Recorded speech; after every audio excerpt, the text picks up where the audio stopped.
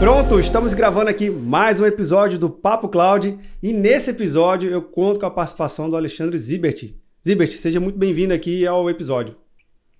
Opa, obrigado pela oportunidade aqui. Legal, eu que agradeço. E olha só, para quem está acompanhando, vendo ou nos ouvindo e quem já acompanha aqui há um bom tempo o Papo Cloud, sabe que a NVIDIA sempre está presente aqui apresentando as suas novidades.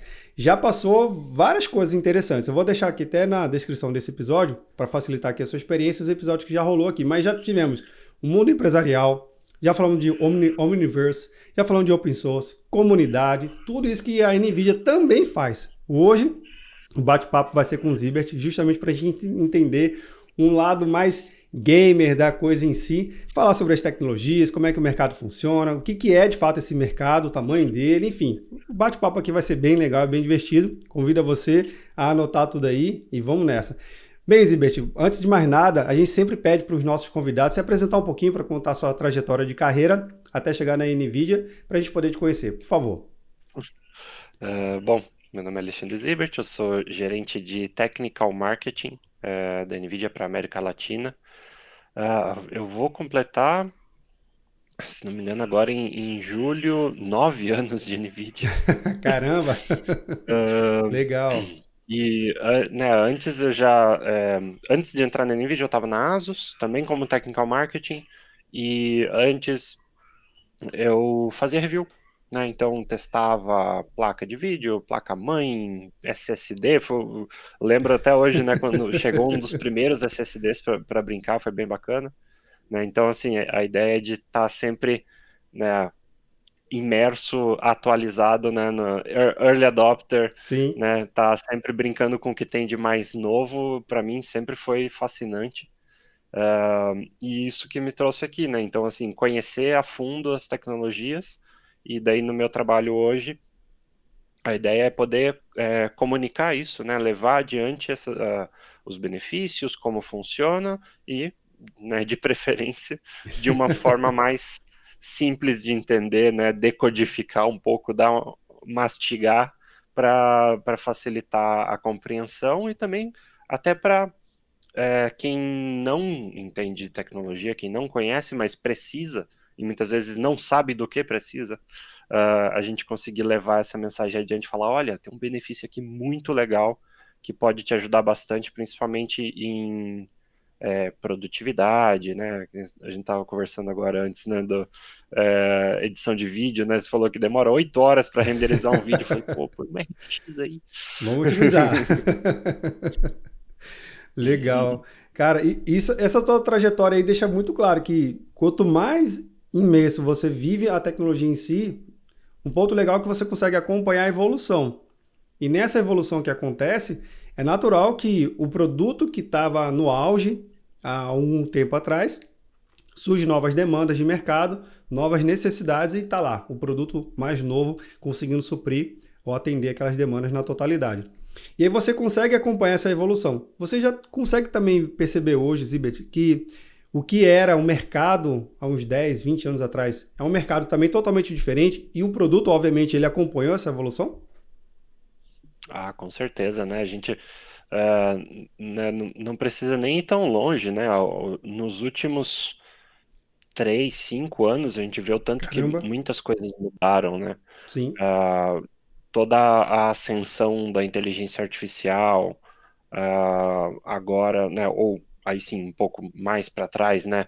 A, a introdução, né, ou a popularização do uso das placas de vídeo para cálculos gerais, né? Antes a placa de vídeo só fazia imagem, só fazia gráfico, só fazia jogo ou outras aplicações, mas só a imagem. E daí, né, com a introdução de CUDA, aquela, né, OpenCL, tudo isso popularizou-se, né? Houve uma explosão do uso das placas de vídeo para cálculos de todo tipo, e isso permitiu acelerar uma série de tarefas, né? Aí, mais recentemente, aí trazendo um pouquinho para o lado especificamente dos jogos, a introdução do Ray Tracing em tempo real, né, com Sim. RTX. Isso foi né, um sonho realizado, né, de algo que sempre foi desejado, mas, né, era meio impensável, né, sempre estava distante, né, que falar, quem sabe um dia. a gente vai poder usar Ray Tracing nos jogos, né, em tempo real, e hoje isso é possível, né? Então é muito bacana a gente ver toda essa evolução, e também tem coisas que tomam um caminho que a gente não esperava, né? A questão da inteligência artificial, meio que, né, uma coisa que o Jensen, né, nosso CEO, ele fala que é aquela coisa, não é sorte, porque a sorte só privilegia quem está preparado, né? Verdade. Né, o termo que ele usa é serendipity, né, que você juntou aquele cenário Sim. ideal, né, onde a fome com a vontade de comer, digamos, né, ou surgiu uma demanda de poder de computação, que conseguiram adaptar para rodar em GPU, aí a NVIDIA viu essa tendência subindo, resolveu investir em melhorar, né, em apoiar esse tipo de uso, e o negócio deu uma subida, né, tanto em termos de adoção, Sim. desenvolvimento e aceleração, né?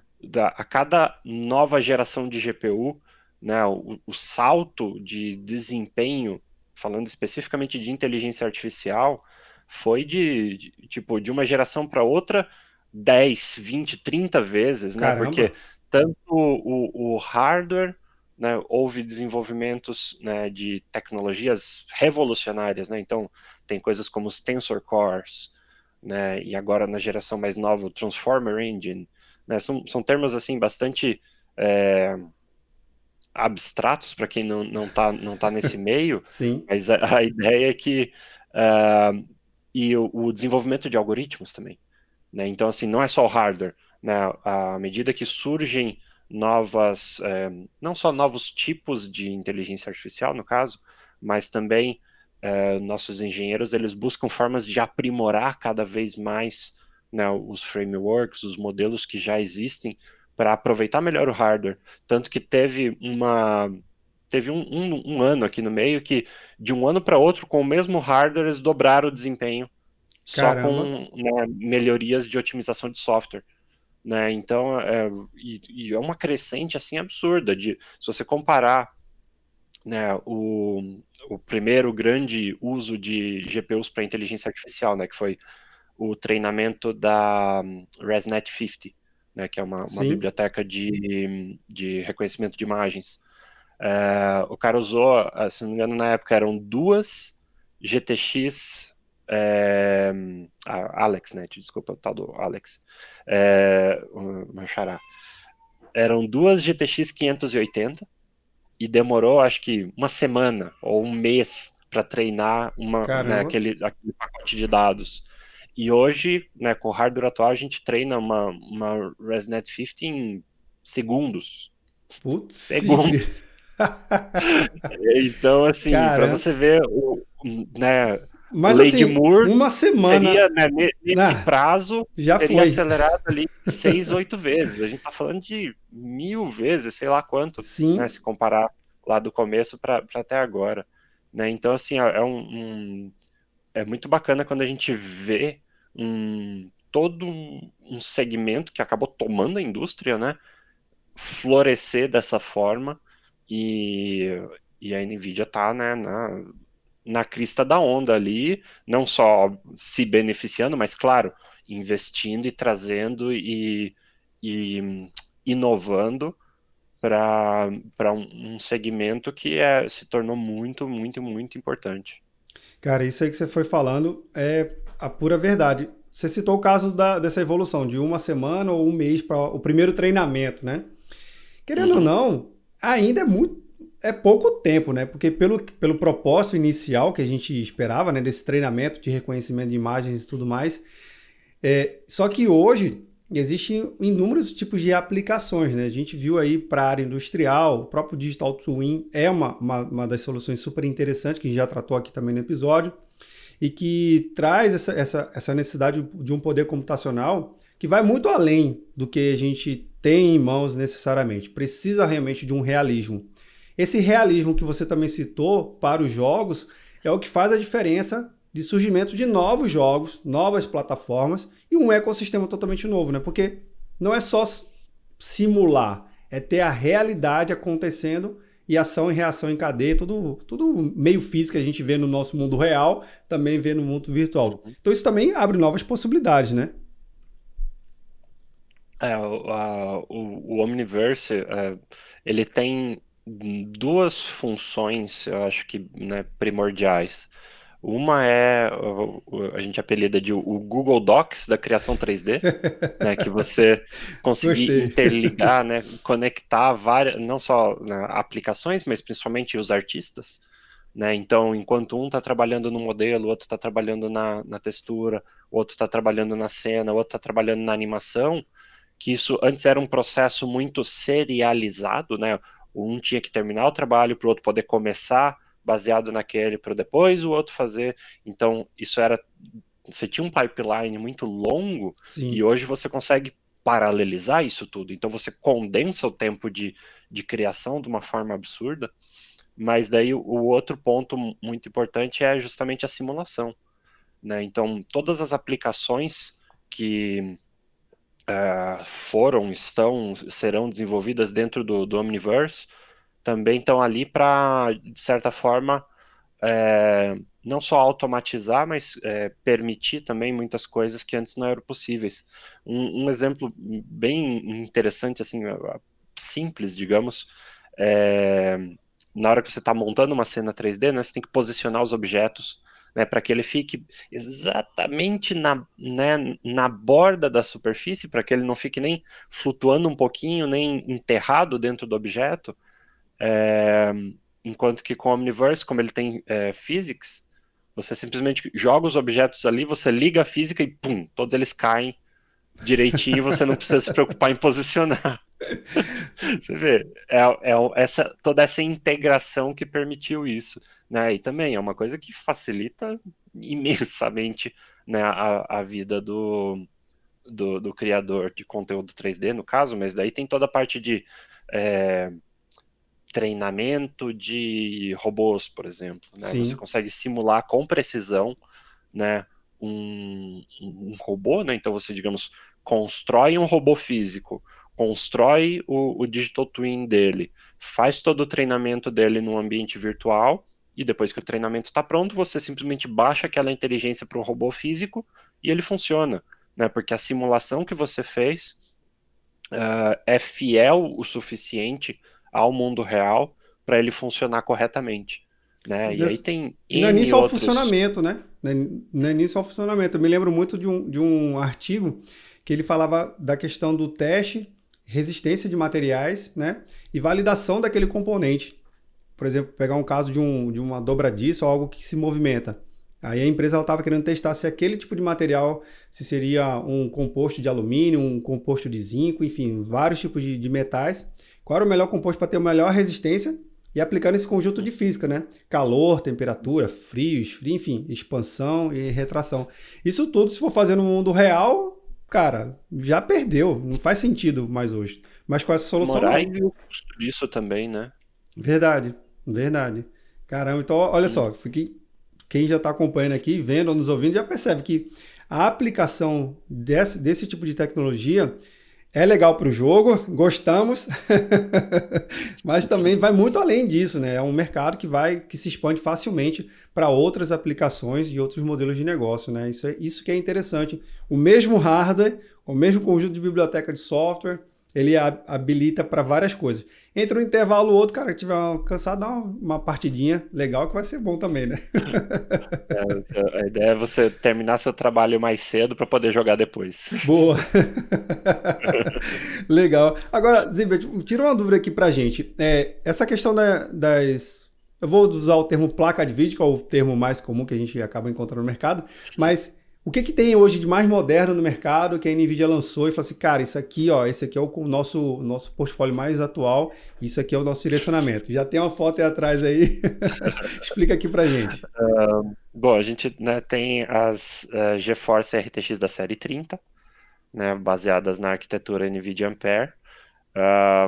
É a segunda geração de RTX, então elas, né, têm, além dos famosos CUDA cores, Sim. também tem núcleos dedicados para o processamento de Ray Tracing e núcleos dedicados para o processamento de inteligência artificial, né? Então, com, digamos, esses 3 tipos de núcleos de processamento, a gente cobre uma gama de tarefas muito grande, né? Então, para jogos, né, tem os jogos tradicionais, tem os jogos com Ray Tracing, e tem também um recurso muito bacana que a gente adora, que é chamado DLSS, né, que usa inteligência artificial para você basicamente ter mais desempenho nos jogos, né? Ele faz um upscaling tão bom, né, baseado em inteligência artificial, que você pode rodar o jogo numa resolução menor, então você ganha desempenho, né, uma taxa de quadros mais alta, e a inteligência artificial faz esse upscaling e o resultado é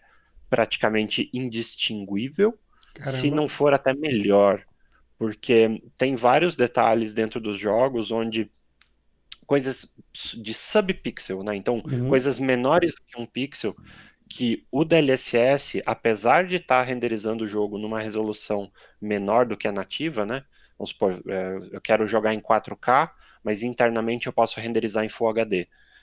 Como ele usa informações de vários quadros, não só tipo o quadro atual e o quadro anterior, por exemplo, mas dezenas de quadros, ele consegue recuperar, reconstruir esses detalhes menores do que um pixel, melhor do que se você renderizar completamente a cena, né? Cada pixel Caramba. bonitinho.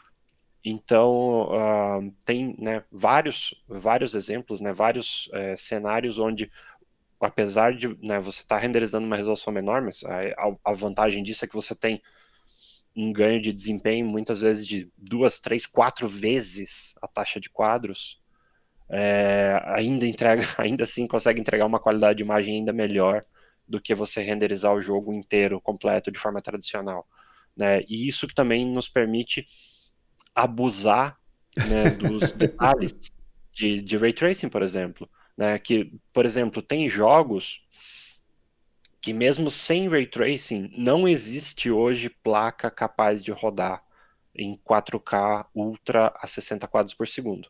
Né? Se eu Caramba. pegar, por exemplo, o Cyberpunk 2077, Sim. eu pego uma 3090 Ti, que é a placa mais top que Alto existe nível aqui. hoje. Se eu rodar ele no Ultra, sem Ray Tracing e sem DLSS, ela não alcança os 60 quadros por segundo em 4K. Ou seja, não Nossa. existe placa capaz de rodar esse jogo, né, na máxima qualidade, em 4K, 60 quadros por segundo. Mas, utilizando. E quando você liga o Ray Tracing, a taxa de quadros cai mais ainda, né? Porque por mais que a gente tenha RT Cores e tal, é uma carga de trabalho absurdamente Absurdo. maior do que rodar o jogo de forma assim, de forma tradicional. Agora, utilizando o DLSS, a gente tem um salto de desempenho tão grande que viabiliza você não só rodar o jogo no Ultra em 4K, mas rodar com Ray Tracing em 4K 60 quadros por segundo.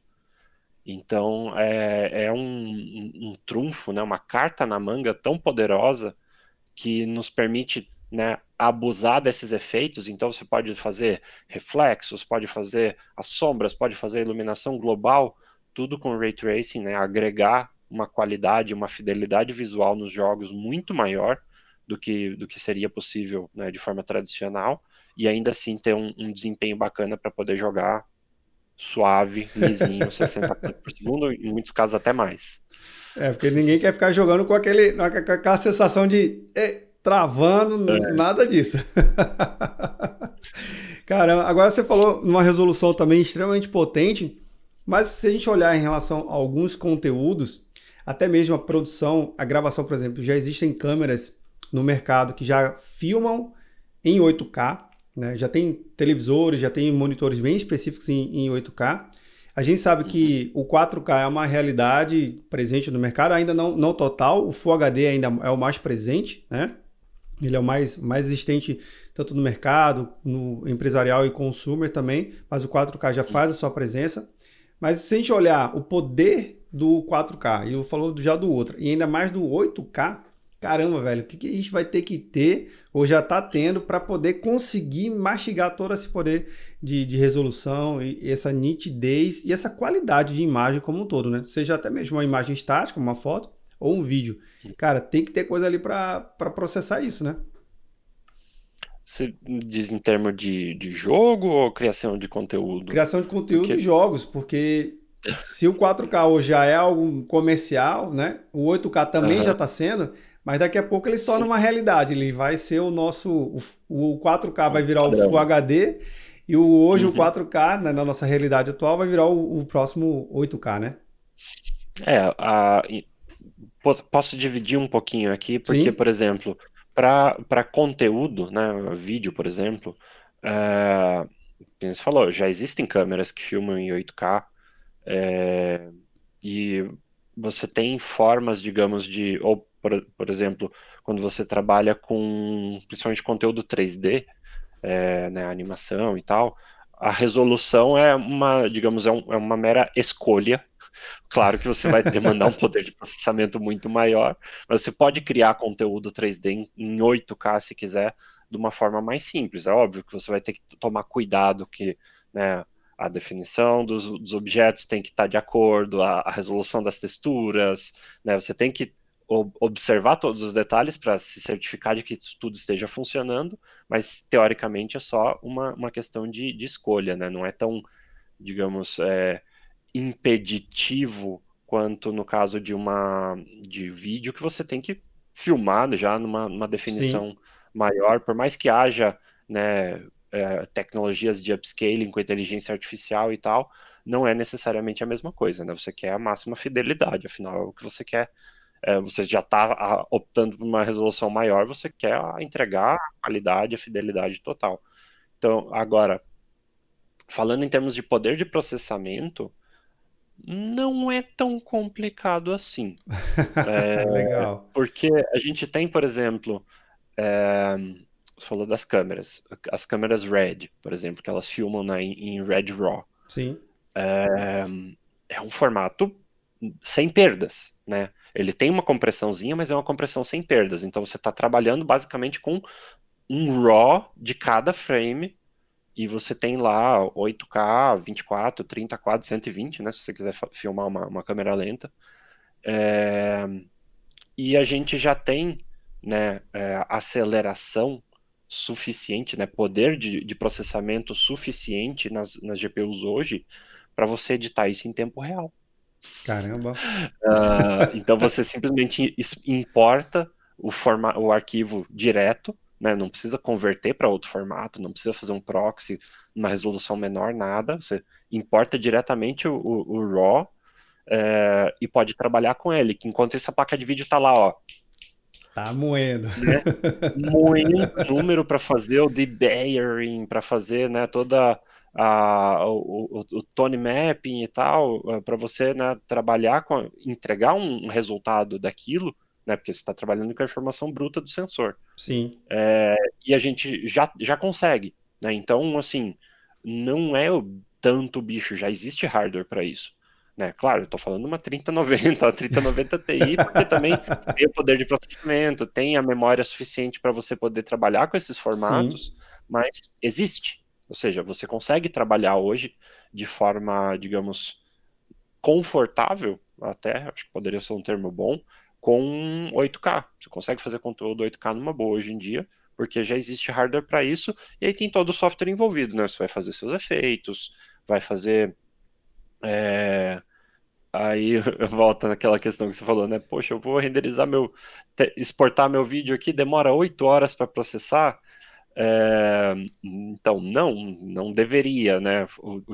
Já existe hardware muito mais eficiente para isso, né? Dentro das nossas GPUs a gente tem o NVENC, né? E na hora de exportar o vídeo é ele que faz a compressão, né? Então você vai exportar um H265, um H264, ele ele está preparado, né? Para fazer em tempo real 4K 120 ou 8K 60. Então, se você. 8K 60, não, 8K 30, desculpa. Mas então, 8K 30 em tempo real. Já é Então, muita coisa. digamos, de graça, dentro da GPU, você tem um encoder que faz 8K 30 FPS sem pesar para nenhum outro lado. Ou seja, você não vai Caramba. roubar desempenho do resto da GPU, você não vai depender do seu processador para isso. Ele está lá esperando falar. me manda vídeo que eu posso fazer aqui em tempo real, né? Então a ideia é que em condições ideais, você exportar um vídeo desses vai durar a duração do vídeo, né? 8K 30. Então, se você tem um vídeo de 10 minutos, em condições ideais, ou melhor, não, as condições ideais não são tão difíceis de atingir, porque se você já estava editando em tempo real, significa que a sua placa de vídeo Já consegue tem um bom. processar o que você está fazendo em tempo real. E se o NVENC consegue também processar 8K 30 FPS, vai ser literalmente a duração do vídeo, 1x. Né? Então, na hora de exportar um vídeo de 10 minutos para o YouTube, de 8K, vai demorar 10 minutos o export. Caramba. E se for qualquer coisa a menos do que isso, vai É, ser super real time, né? Vai ser uma sim. fração do que dura o próprio Uhum. vídeo. Então, se for 4K 60, vai ser, em condições ideais também, metade da duração do vídeo, né? O tempo de exportação. Né? Tudo bem, o tempo de exportação não é tão crítico assim, você vai ali tomar um café, né? Vai respirar um pouco, jogar uma Vai, água vai, na vai cara, alongar, vai dar uma alongada. mas dali a pouco tá pronto, você já pode Sim, começar o próximo trabalho, né?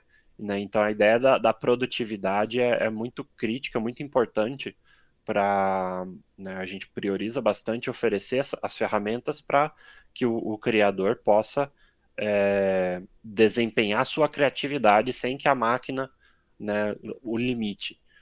E aí também entram todas as questões de inteligência artificial, sim. né? A gente falou de, né, filmar 120 FPS para fazer uma câmera lenta, não precisa.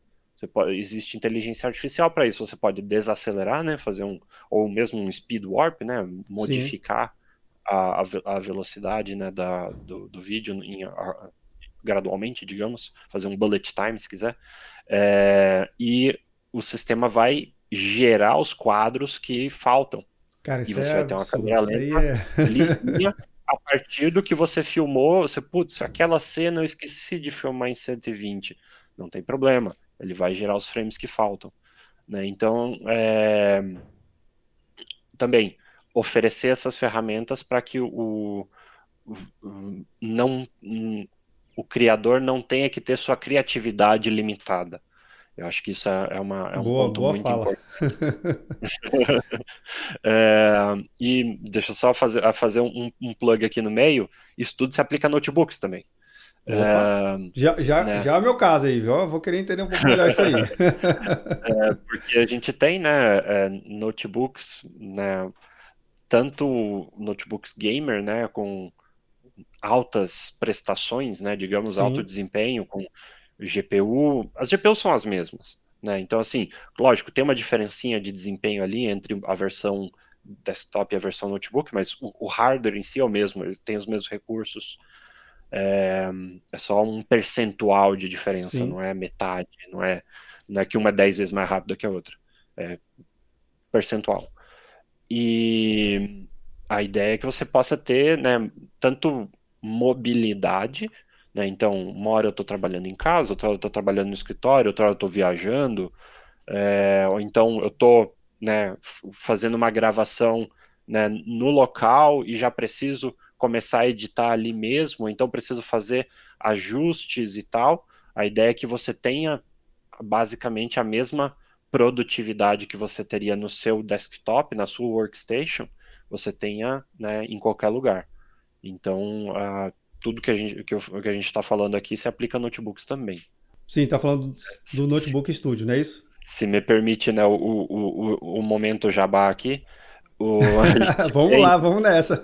a gente tem uma página, né, dentro do site da NVIDIA Brasil, né, onde comprar, e lá a gente coloca, né, promoções e tal, e agora a gente tem uma seção dedicada tanto, a gente teve uma campanha, ou tem ainda, de volta às aulas, e é focada em notebooks, e ali tem Legal. promoções de notebooks com GeForce e tal, e ainda tem os notebooks Studio, né, que agora finalmente a gente tem alguns modelos disponíveis no Brasil, inclusive alguns com fabricação local, então os preços Pô, estão legal. bem mais interessantes do que, assim, né, por mais que estejam disponíveis, os notebooks importados normalmente são bem mais caros.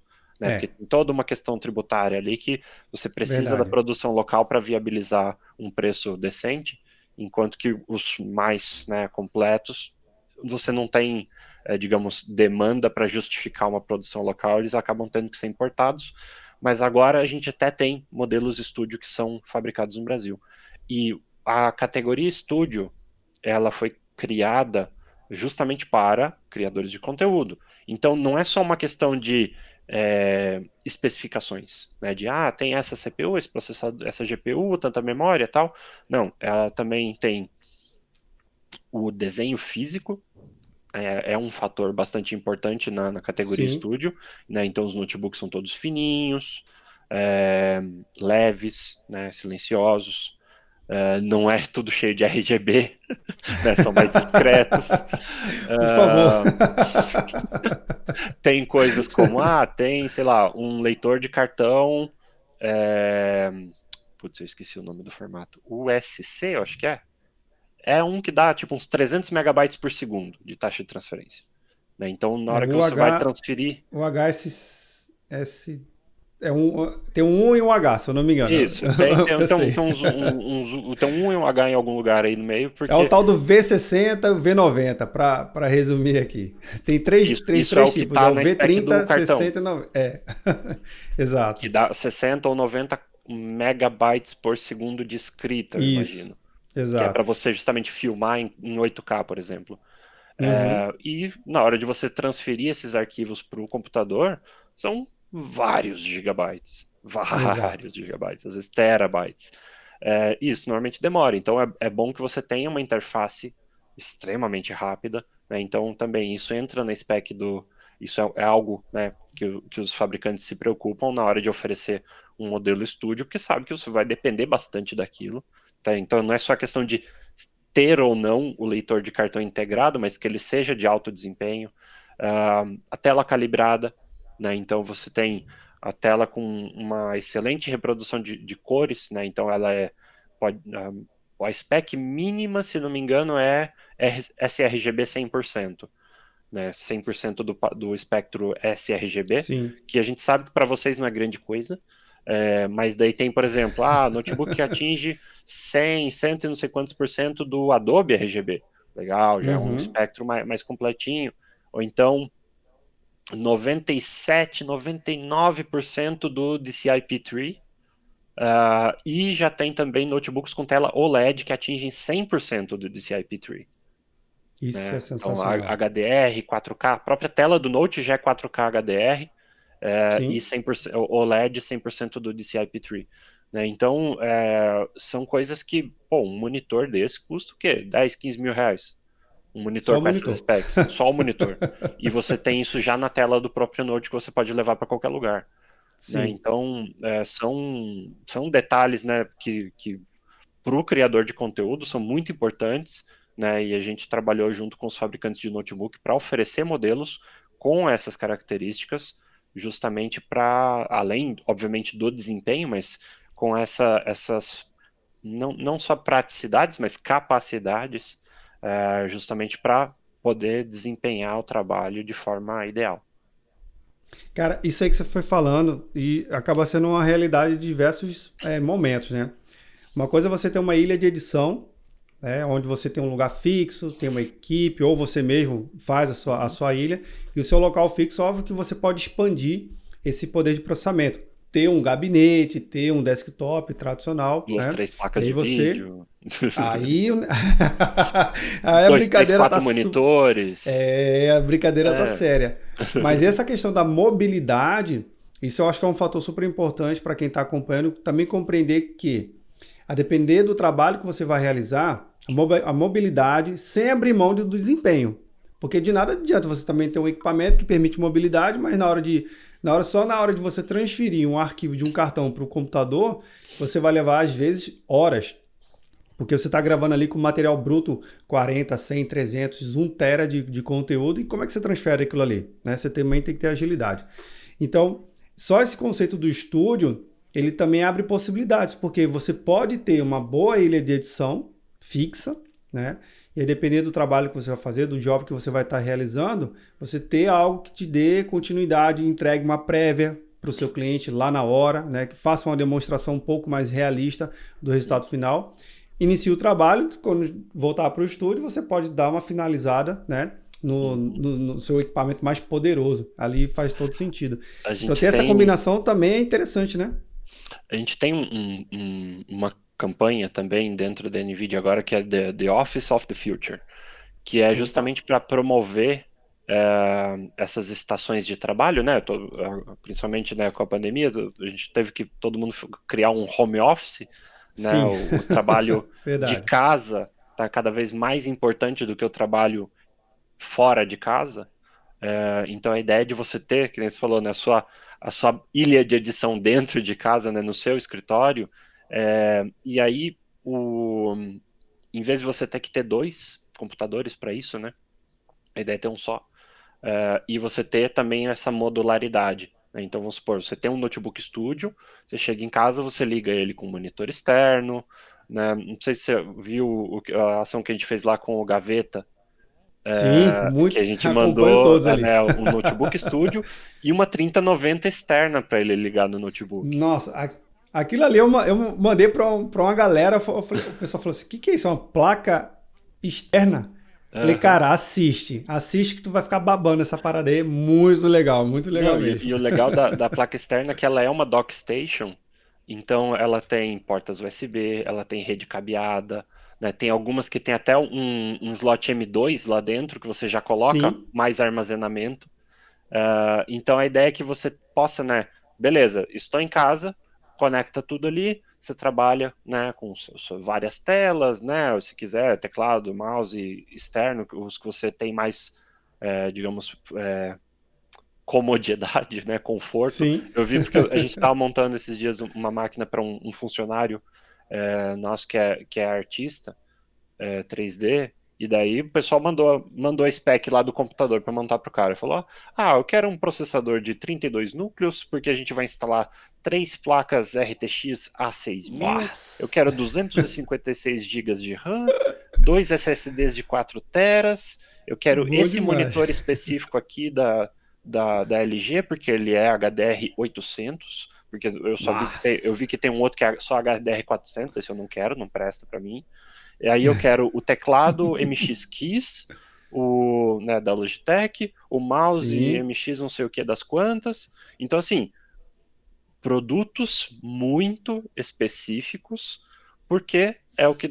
o fone também era todo um modelo cheio dos Guergueri lá. Mas a ideia é justamente essa. Você tem o seu setup onde você trabalha com total... não é só conforto, né? É aquela coisa, é uma questão de ergonomia, é uma o questão fluxo de trabalho, né? Você tem um fluxo ali que você cria, que tudo ali faz sentido, né? Tudo flui ali, desde o teclado, fone, enfim, tudo compõe um ecossistema. Daí, a ideia é de você ter o setup ideal na sua casa, mas como você falou, você precisa de mobilidade, né? Então a ideia desse Office of the Future é um notebook, ele encaixa muito bem nessa ideia, que você pode, né, ligar mais 1, mais 2, mais 3 monitores, dependendo do notebook, né, ter uma dock station com periféricos, portas e não sei o que, mas você precisa viajar, precisa trabalhar fora, você arranca o notebook, leva embora, e você tem uma RTX lá dentro ainda, e você consegue trabalhar com desempenho, né, com on the go. Então, tá bem servido, né? Tá bem servido, exatamente. Por mais que você tenha, vamos supor, uma 3090 em casa, né? Você tem, sei lá, uma 3060 pelo menos dentro do notebook, que já vai te atender muito bem, né? Não vai demorar 8 horas para fazer um render. Agora, essas specs que o funcionário aí pediu, pode mandar um desse kit pra gente aqui também, viu? Caraca, é muita tecnologia, Mas falando a respeito desse do gaveta que tu falasse lá, da placa externa, aquilo também cria uma nova possibilidade muito interessante, porque, de novo, às vezes o cara não tem muito espaço. Por exemplo, aqui no meu ambiente eu não tenho tanto espaço físico, então para eu ter um gabinete aqui, cara, ou o gabinete fica aqui dentro ou eu fico fora. Não dá para ter concorrência. Mas quando ele mostrou, eu falei assim, poxa, peraí, então abre uma possibilidade, porque é uma caixa interessante que fica na mesa, dá para botar aqui no canto, Uhum. conectou o notebook, já tem uma dock, tá? Cara, eu estendo assim o meu poder de processamento muito rápido. Então isso também para quem tem estudo de criatividade, estudo de criação e tudo mais, é um investimento interessante para fazer e de novo traz mobilidade, porque cara, é uma caixa que tem até uma case bem interessante para você É que nem se ele precisar falou, viajar, eu fazer um trabalho posso longe, né? levar ela para o escritório ou para casa também. Tipo, tudo bem, não é algo que você coloca numa mochila e leva, Não, não mas é é, muito não, mais não é. prático de levar do que o desktop inteiro. Sem dúvida. Cara, mas muito legal.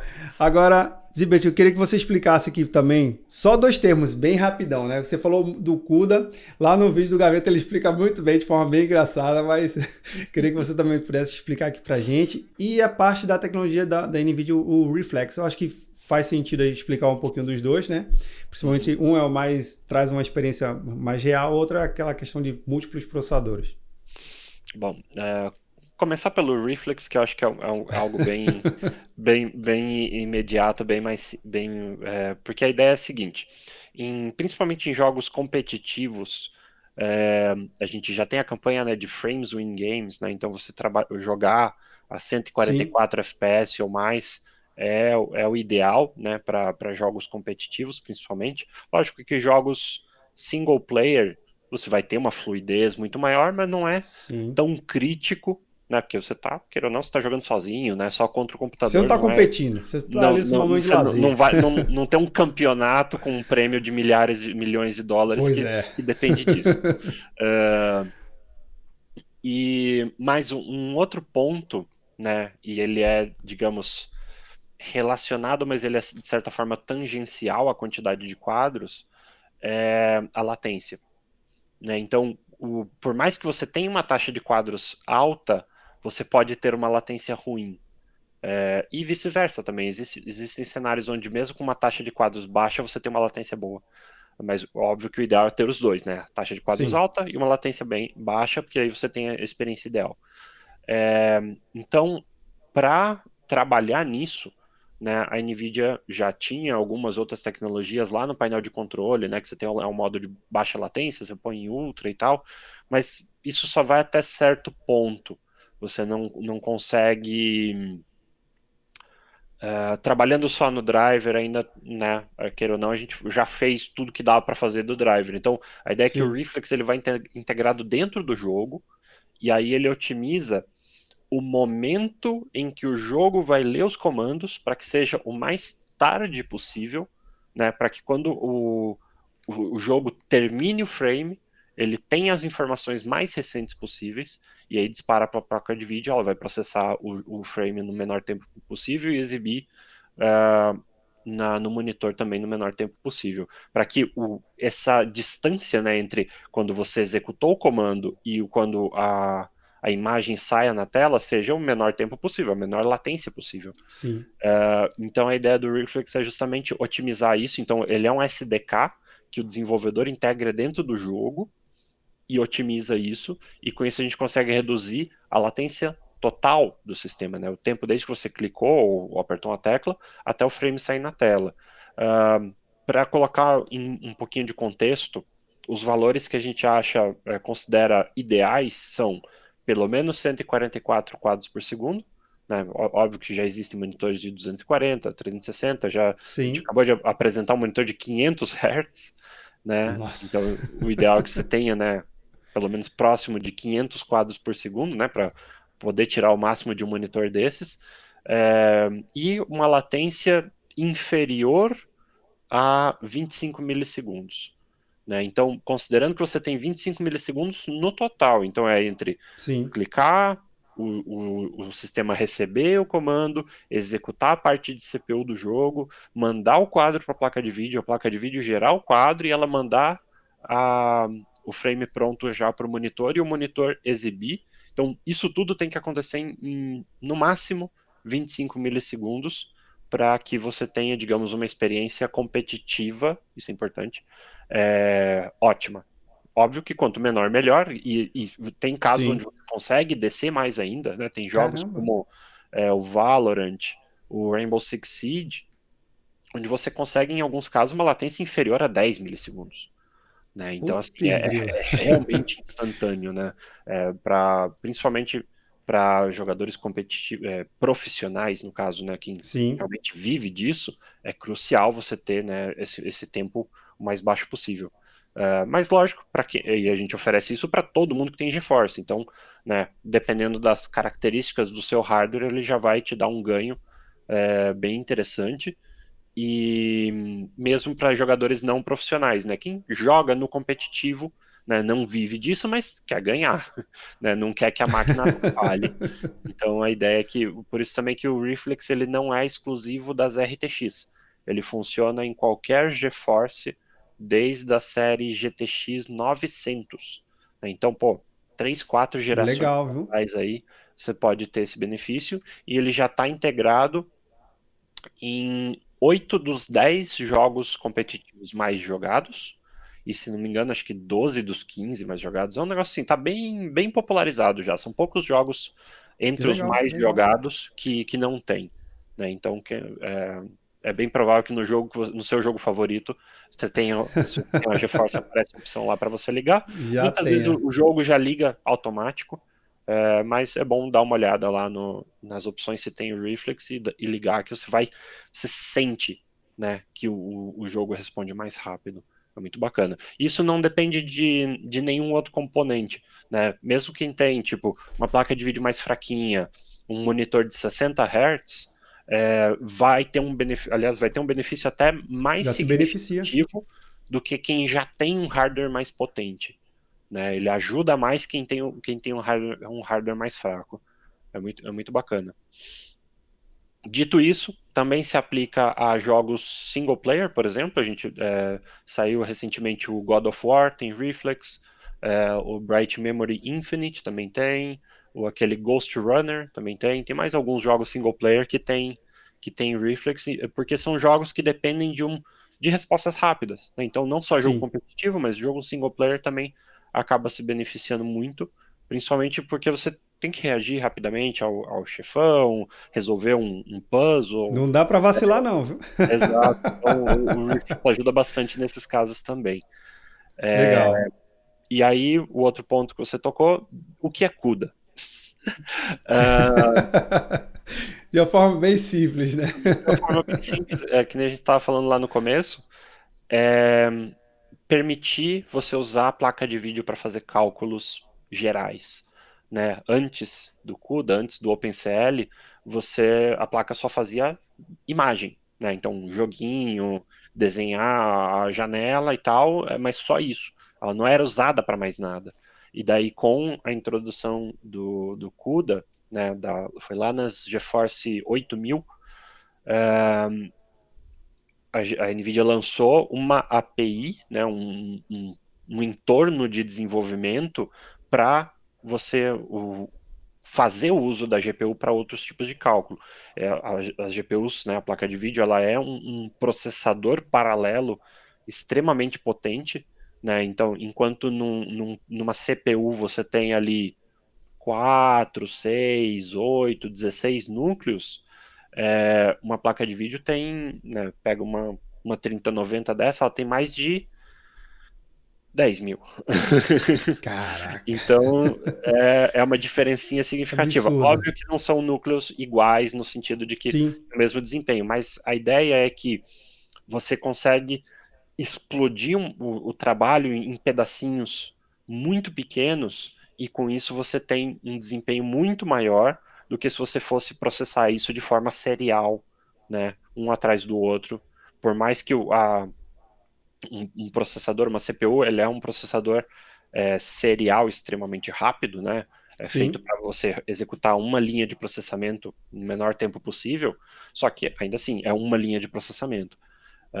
Enquanto que numa placa de vídeo você tem, né, milhares de núcleos, então você consegue quebrar um processo extremamente complexo em migalhinhas e rodar tudo ao mesmo tempo. E aí você termina num tempo muito menor.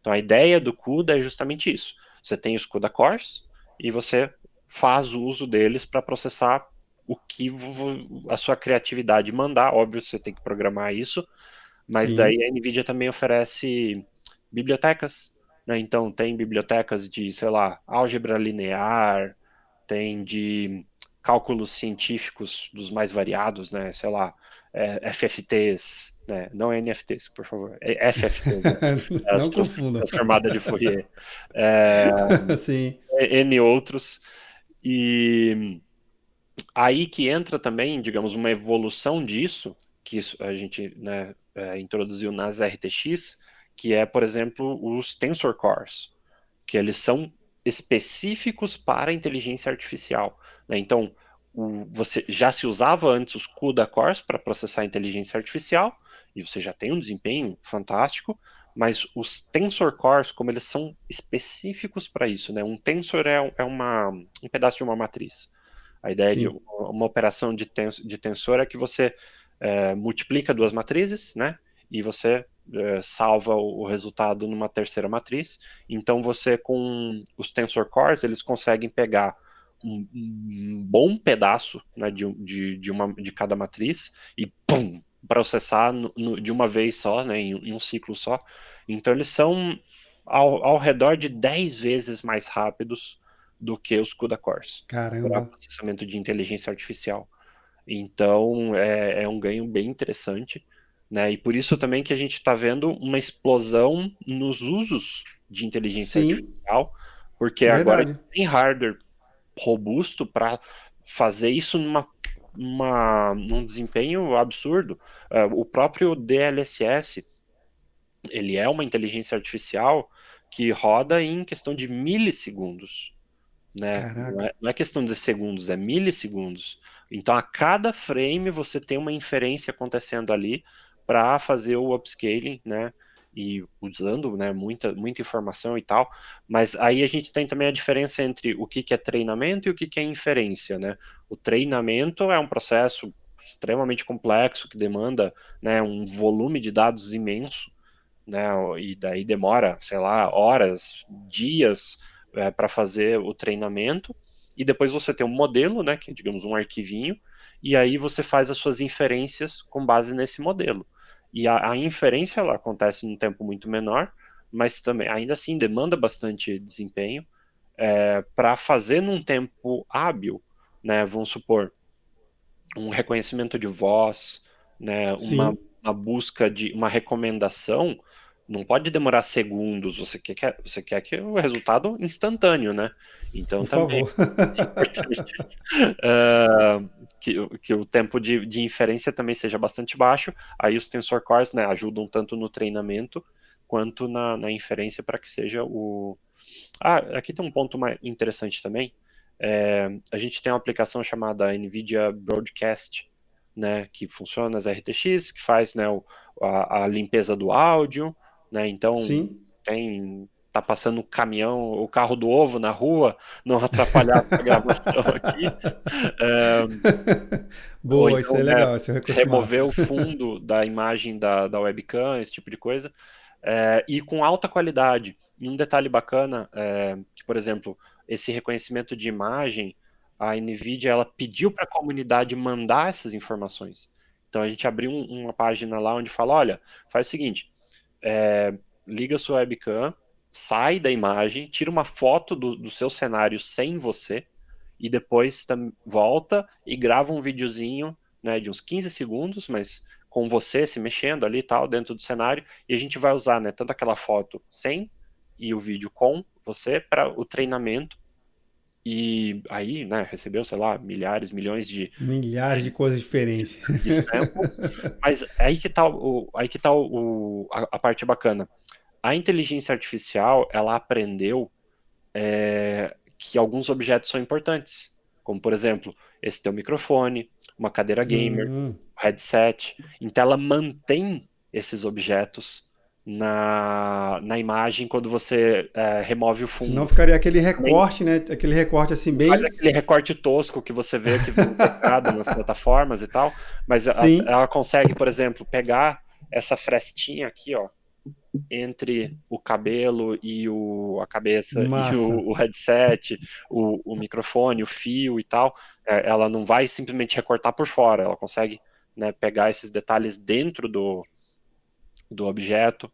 e faz isso com alta qualidade e funciona em qualquer aplicativo, porque a gente cria um dispositivo que é uma câmera virtual, né? Então você escolhe qual vai ser a Hum, câmera de origem e ela expõe uma câmera virtual que você pode usar em qualquer coisa. Então você pode gravar vídeo, pode fazer live stream, pode fazer, sei lá, N coisas, né? O que sua criatividade mandar.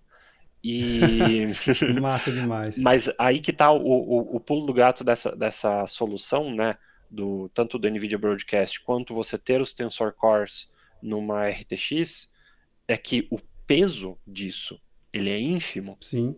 Então é viável você utilizar isso enquanto a placa de vídeo roda o jogo e enquanto você faz a live, né? A ideia é que Olha que legal. o peso seja baixo o suficiente para que você possa usar ao mesmo tempo que você está fazendo outras coisas, né? Não é só uma questão de poder fazer ou não, fazer em alta qualidade ou não, mas que também o impacto no desempenho seja baixo o suficiente para você poder usar ao mesmo tempo que faz outras coisas. Fazer outras tarefas, sim. Senão perderia o conceito do negócio. Mas, cara, Não, é que assim, interessantíssimo aí. streamers profissionais normalmente têm duas máquinas, né? Uma só para o streaming Sim. e outra só para rodar jogo. Com essas tecnologias, a gente viabiliza você poder fazer tudo numa máquina só. Então você pode rodar seu jogo, pode fazer o tratamento da imagem, pode fazer o streaming, né? Porque eu uso o NVENC e praticamente sem impacto no desempenho. Caramba, Rodando a 144 FPS, interessantíssimo. por aí tudo mais. Caraca, muito legal mesmo. Mestre, seguinte, a gente tem que encerrar o episódio aqui. Tá super legal, super divertido. Já falo logo, o pessoal da NVIDIA tem portas abertas aqui. Volta quando achar interessante, tem um assunto novo. Sempre tem assunto novo, então a gente sempre tá voltando aqui com vocês. Mas, Ibert, eu queria muito agradecer. Porém, tem uma última pergunta que eu sempre faço aos meus convidados, né? Lá vem. Que compreende o campo das ideias, né? Pode puxar para o lado técnico, pode puxar para o lado filosófico, não tem problema. O importante é a gente saber aqui a tua visão. Então vamos lá. Para o Alexandre Zibert, o que é a tal da computação em nuvem? Em nuvem? Digamos assim, eu vejo como uma descentralização. Porque antigamente, né, você tinha muito o conceito de, uma determinada empresa tem lá o servidor. Ele fica numa salinha lá num canto, a salinha com ar-condicionado, só ele tem ar-condicionado, os funcionários não merecem, é, e o servidor fica lá. Mas daí pode acontecer, sei lá, cai um raio, tem uma enchente e você perdeu tudo. Sim, Então, acho que a ideia da nuvem é você manda a sua demanda computacional para a nuvem, você tem um provedor de serviço que cuida da manutenção, inclusive da redundância, da backup, aquelas coisas todas, porque aí você entra, né, uma Google, uma Microsoft, uma Amazon da vida, eles distribuem os seus dados em vários data centers. Porque se cai um raio no data center deles, cai um meteoro no data center deles, os sim. teus dados estão distribuídos nos outros também, eles conseguem recuperar.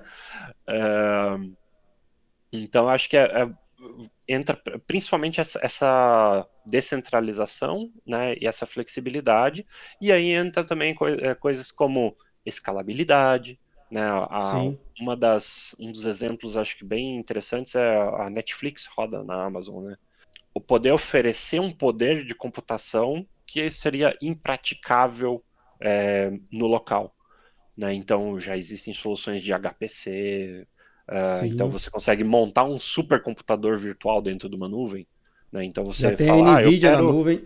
eu quero 4.000 GPUs.